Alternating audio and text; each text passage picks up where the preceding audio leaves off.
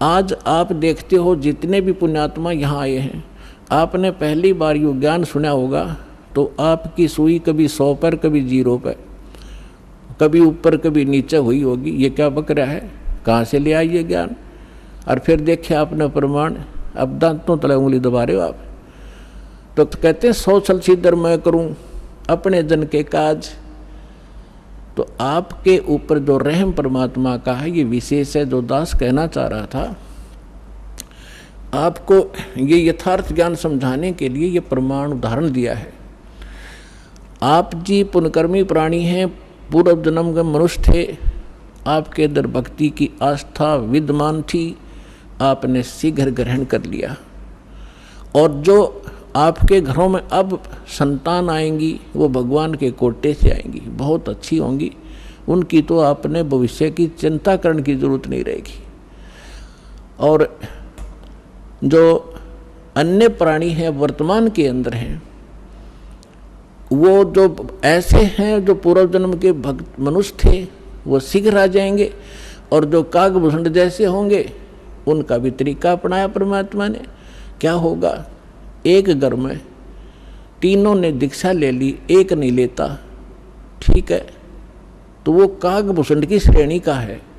अब उसके लिए मालिक ने क्या दया करी है, घर में आरती चलेगी, कोई मंत्र कर रहा है इधर बैठ के, कोई कर रहा है इधर बैठ के, सत्संग चलेगा, ना चाहते हुए कभी देखा जरूर का, सुनेगा, हैं बैठ के वैसे बैठा लेंगे, बैठता जा तू नाम मत लिए तो सुनेगा। तो कभी ना कभी उसके भी कागभूषण की तरह इच्छा बनेगी, उसके पाप नरमावेंगे। क्योंकि भगवान की कुछ ऐसे संस्कार होते हैं, ऐसे पाप होते हैं जो ज्ञान यज्ञ से ही समाप्त होते हैं।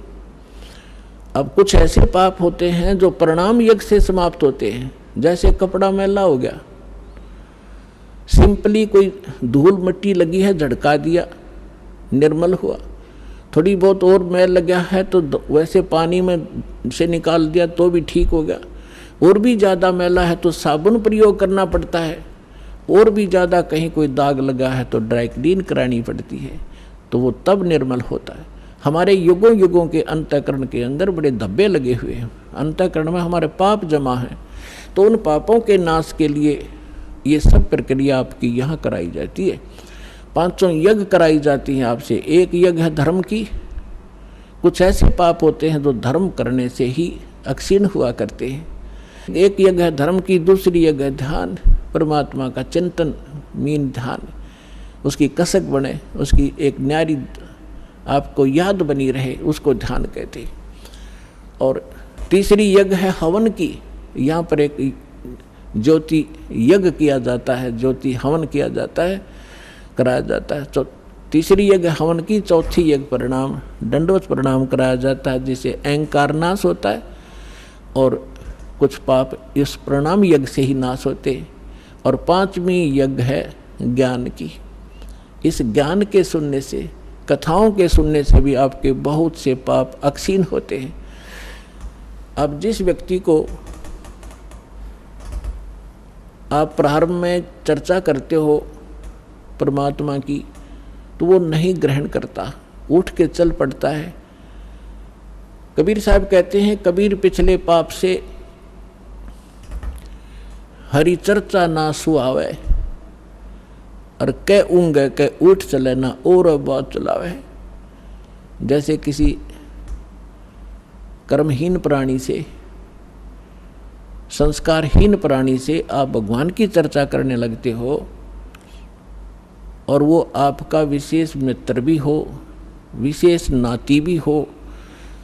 अब जो ऐसा वैसा व्यक्ति होगा तो 2 बात सुनते उठकर चला जाएगा, ठीक है मैं फिर आऊँगा, मुझे काम जरूरी है, क्योंकि उसको वो अच्छा नहीं लग रहा, उसको सुहा नहीं रही। और कोई ऐसा मित्र होगा कि उठ नहीं सकता तो नींद आने लग जाएगी, लटके लेगा थोड़ी देर में। या फिर कोई विषय बदल देगा कि सुन मेरी बात सुना, सा है वहाँ फलाना था, सा फलाना था, वहाँ जाना है, वहाँ चलेगा। वो सुन ही नहीं सकता क्योंकि उसको वो अच्छा नहीं लग रहा। तुलसीदास जी कहते हैं, तुलसी पिछले पाप से हरि चर्चा ना भावे। भाव माने अच्छी नहीं लगे। जैसे कहते हैं मैंने मुझे रोटी नहीं भाती, मुझे नहीं अच्छी लगती। तुलसी पिछले पाप से हरि चर्चा ना भावे, और जैसे जवर के वेग से भूख विदा हो जाए। अब जिस व्यक्ति को बुखार हो गया हो, जवर हो जाए, मलेरिया, तो उसको कोई भी पदार्थ है वो कड़वा लगता है, महसूस होता है। जैसे रोटी खाएगा, एक टूक एक ग्रास नहीं खा सकता, वो कड़वा लगता है, थूकने को दिल करता है। ना काजू खा सकता, ना किशमिश खा सकता। मनुक्खा दाग को भी कड़वी बताता है। अपने आत्माओं ना मनुक्खा दाग कड़वी है, ना वो भोजन कड़वा है, ना खीर कड़वी है। कड़वा क्या है कि उसके बुखार ने, जवर ने, टेम्परेचर ने उसके शरीर की व्यवस्था इतनी बिगाड़ दी कि उसको मीठी वस्तु भी कड़वी लग रही है। अब उसका ट्रीटमेंट क्या है, उसका विकल्प क्या है कि उस मलेरिया बुखार को नरम करना पड़ेगा। बुखार उतरे बिना वस्तु स्वादिष्ट लगे नहीं। अब रोटी कड़वी लग रही है, मनुक्खा दाख कड़वी लग रही है, तो उसका ट्रीटमेंट क्या है?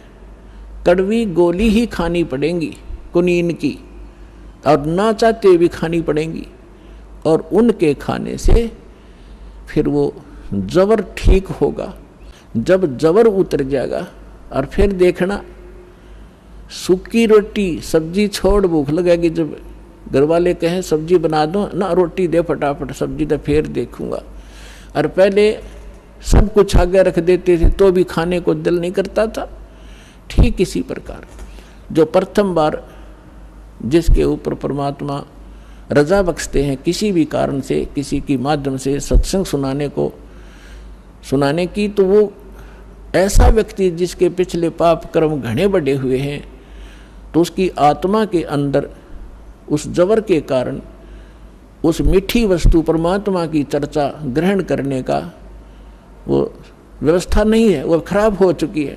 तो उसके लिए क्या तरीका है कि ना अच्छी लगे तो भी सत्संग में बैठा रहे और सुनता ही रहे, जैसे कैसे भी सुनता रहे, चाहे अच्छी लगो या ना लगो।